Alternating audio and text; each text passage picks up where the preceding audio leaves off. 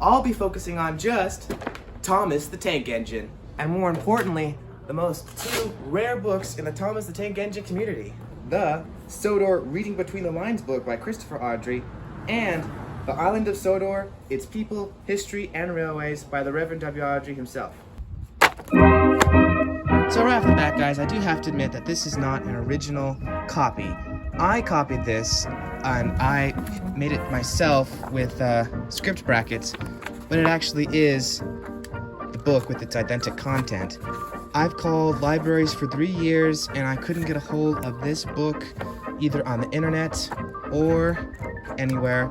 I was able to get some university in the Midwest to tell me where it was, but I was only able to go in and read it there because it's part of its private collection. You're supposed to wear the white gloves and you're supposed to read it in the library, and I just couldn't travel all that way and make a video on it in a secluded, highly secured library because this book is actually worth a lot of money.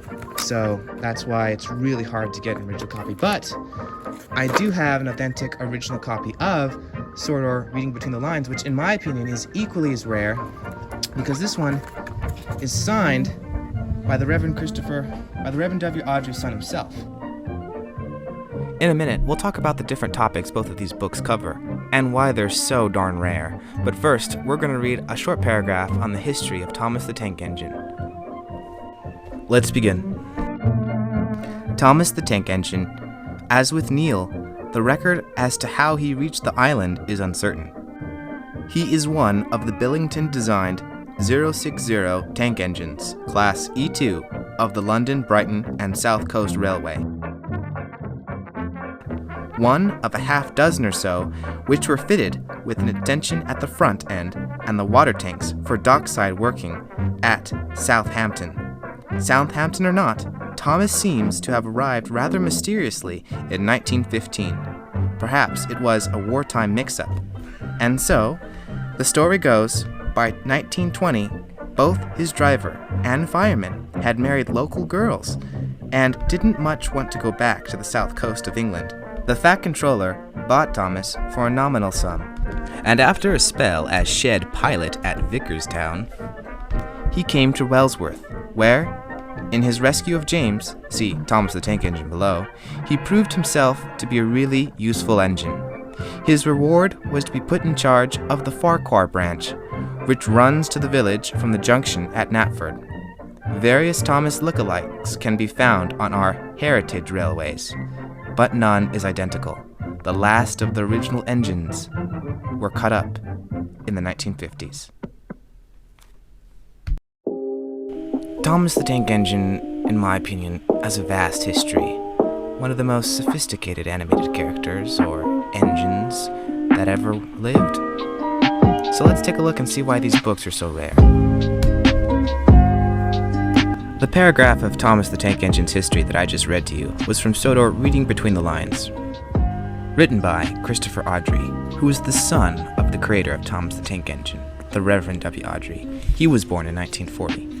This book was published in May 2005, printed and bound by the KBR Printing Cotteridge, Birmingham. Most people know Thomas from the TV show, The Toys, or even the Railway series books from the 1940s. But this book covers the lore and the backgrounds between how the writer came up with the ideas, how he gained inspiration, some questions and answers from some fans, and even it has a cool fold-out map of the island of Sodor, which I think is very neat. This book, of course, isn't sold in stores. You'd be lucky enough to find it online, but it does hold some very interesting secrets of the behind-the-scenes process of writing for Thomas the Tank Engine. And you can see right there on the back it says Sodor Enterprises.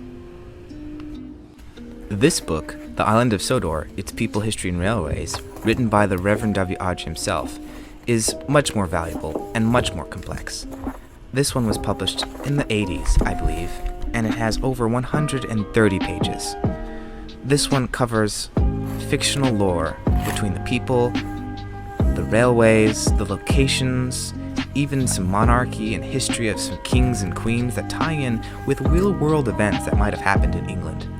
This one goes deep. This one is extensive. The backstory for Thomas in this book is very similar to the backstory in the other book, so I chose to just read from one. However, if I continue this series, I might compare the text, for some have more details than others. And also, I might even talk about even the Coldefell Railway, the Arsdale Railway, the list of information of the Sodor maps, and other things. But can't spoil it now, for there are lots more to cover.